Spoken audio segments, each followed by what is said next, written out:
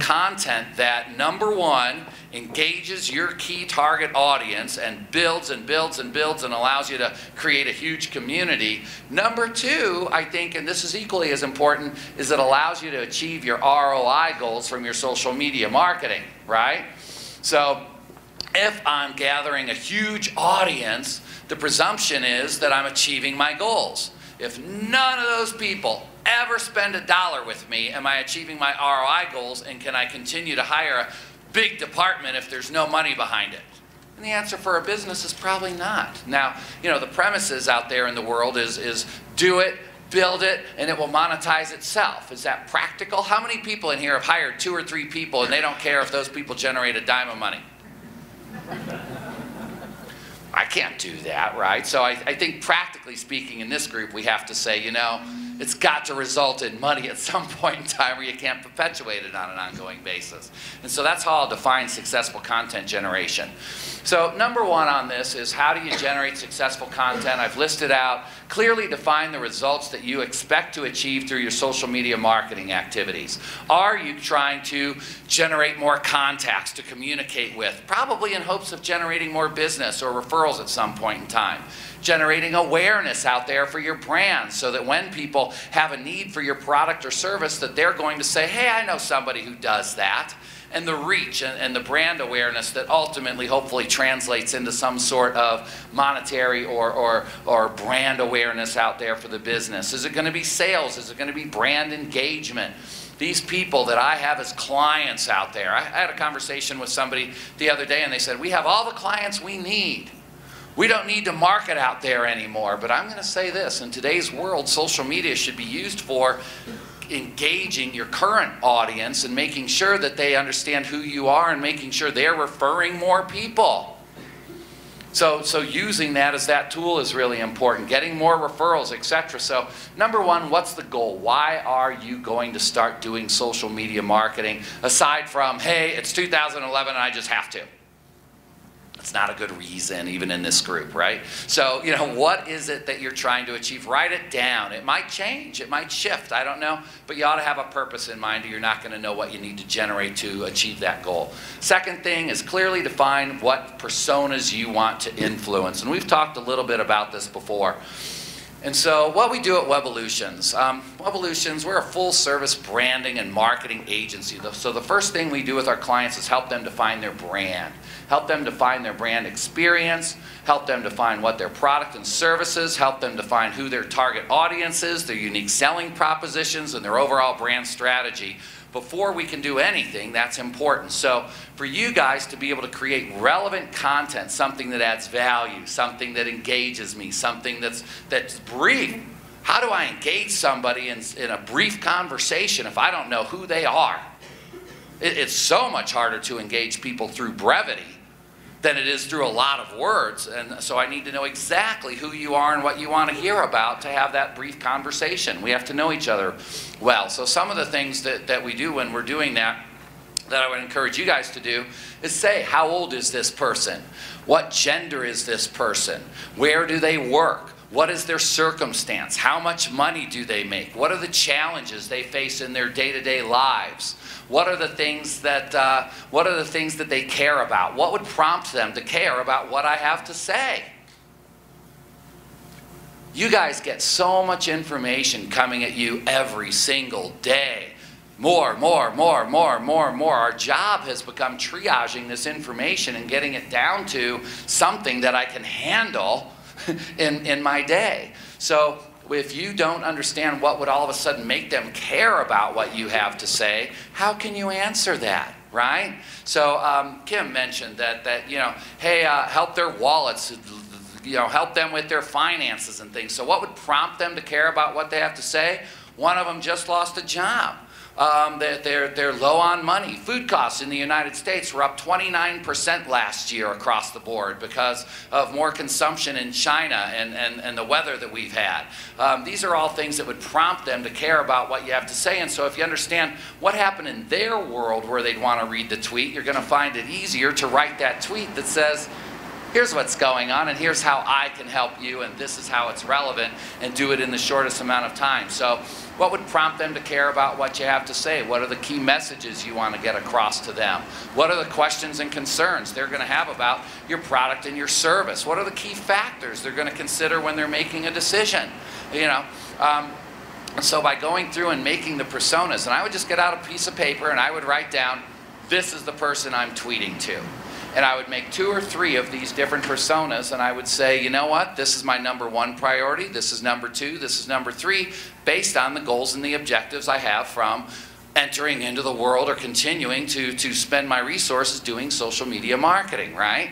So if you know the person, you can write to them, okay? Next thing is clearly define your brand experience. Now I know who you are, I know what you want, I know what my goals are.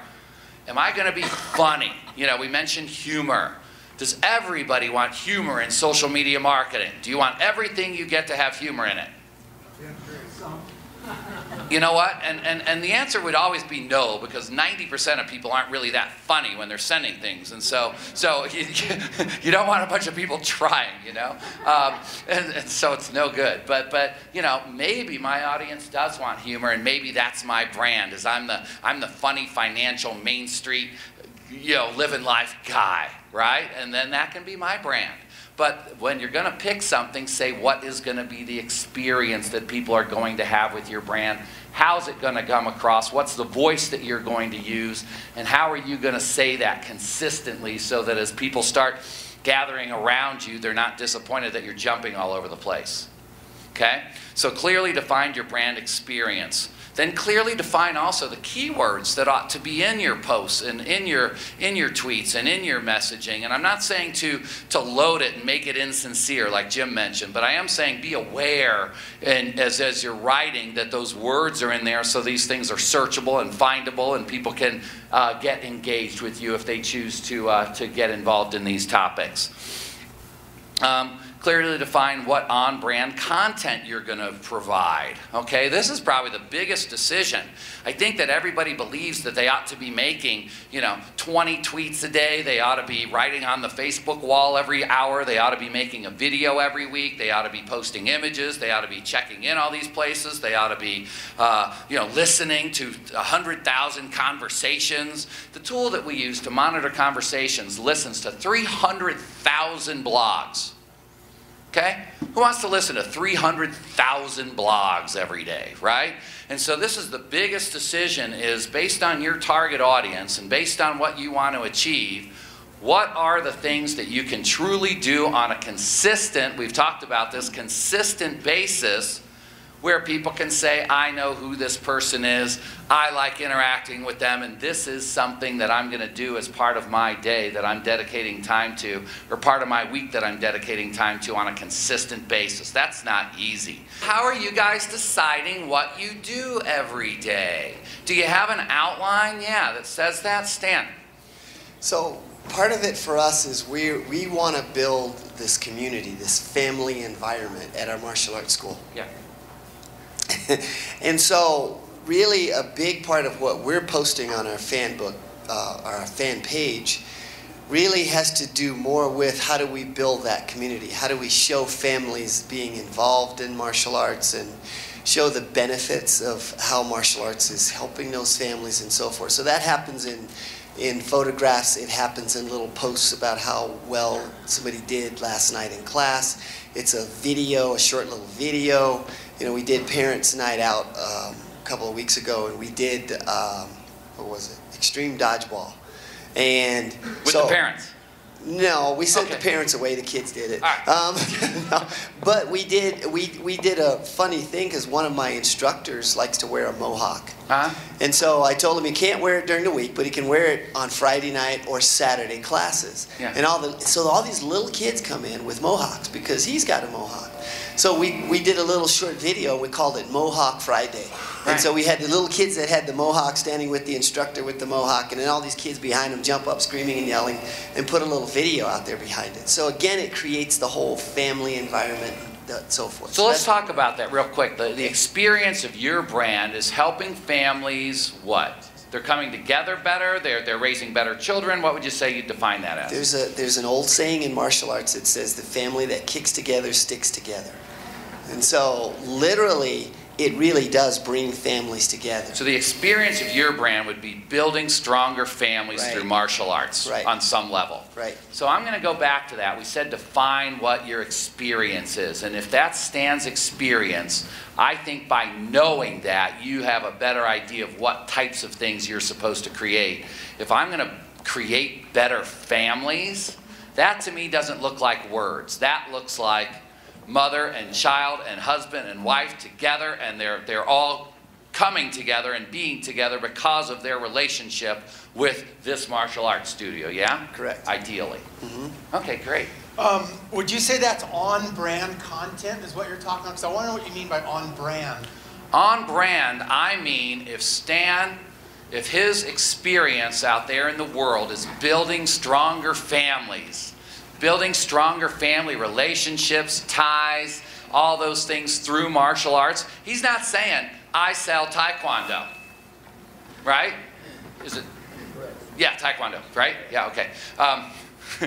Very good. So Taekwondo, he's saying, I'm building stronger families. Those are two totally different messages out there in the world. Now, it's built around Taekwondo, but that's not the message. So when I say on brand, I mean not focusing on the commodity, the product, the service. I'm saying this is the experience you're going to have with my brand, and that's what I should put out there to be on brand.